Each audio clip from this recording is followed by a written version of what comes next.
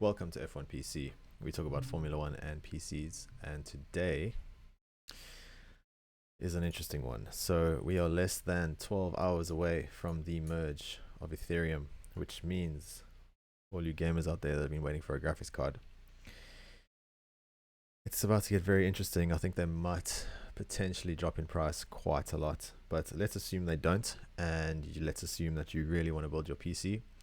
So last week we did a 500 pound build, or $500 build.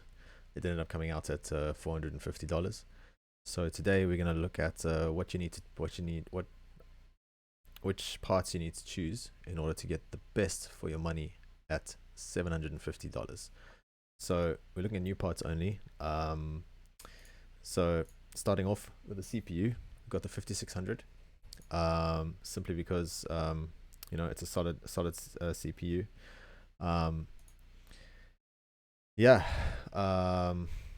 It is. I've lost my train of thought completely. It's a great CPU for gaming.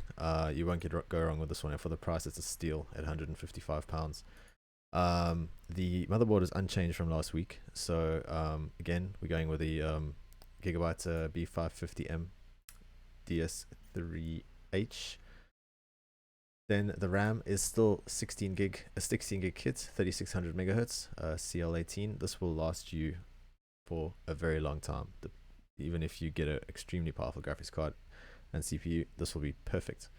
The storage stays the same as the $500 build. The 1TB Crucial P2, it'll suit you just fine.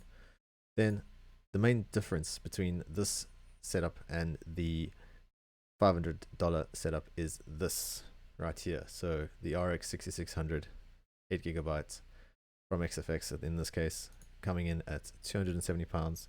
I believe you can get them cheaper in America in dollars. So yeah, it is gonna suit you just fine at 1080p high settings, and will last you quite a while. You're gonna get quite high frame rates even at high settings with this graphics card. It is great for the price.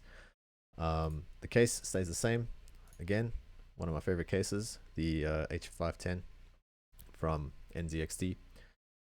It's a great looking case. It doesn't have the greatest airflow, but at this point, at this price point, it's not a problem. You're not going to be pushing out heaps and heaps of heat. The PSU, 550 watts, 80 plus gold. This is going to suit you just fine with that graphics card. It's going to have ample headroom. It's not going to be under any strain. And then finally, looking at the full list, we are basically looking at the 5600, the Gigabyte B550M, Corsair Vengeance LPX 16GB kit, Crucial P2 1TB, the XFX Radeon RX 6600. If you can get one from a different manufacturer for cheaper, then go for it. They will all suit you just fine. They're all pretty much the same, give or take a few frames here and there. And yeah, NZXT H510 as I said, and the Corsair RM550X gold rated PSU. Assuming you did go for this build, the $500 build that we spoke about last week, the only thing you have to change on this build to go up one level is a graphics card. That's it. So again, like I was saying in the last video, which you can check in the link, I chose those specific parts, or these specific parts, for upgradability. So in other words, you can add to it easily. You don't have to replace parts as quickly.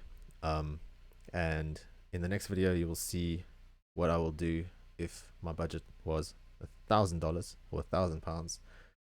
You'll see that the kit stays relatively the same, but if you want to see what I do to it in order to get the best bang for your buck for $1,000, then check out the link for the next video. Thanks for watching. Please like and subscribe. It definitely helps with the algorithm, and I am hoping that you can give me any feedback in the comments. If you think you don't agree with the parts that I chose for the price, then let me know in the comments. And yeah, we can discuss and Hope to see you guys in the next one. Take it easy.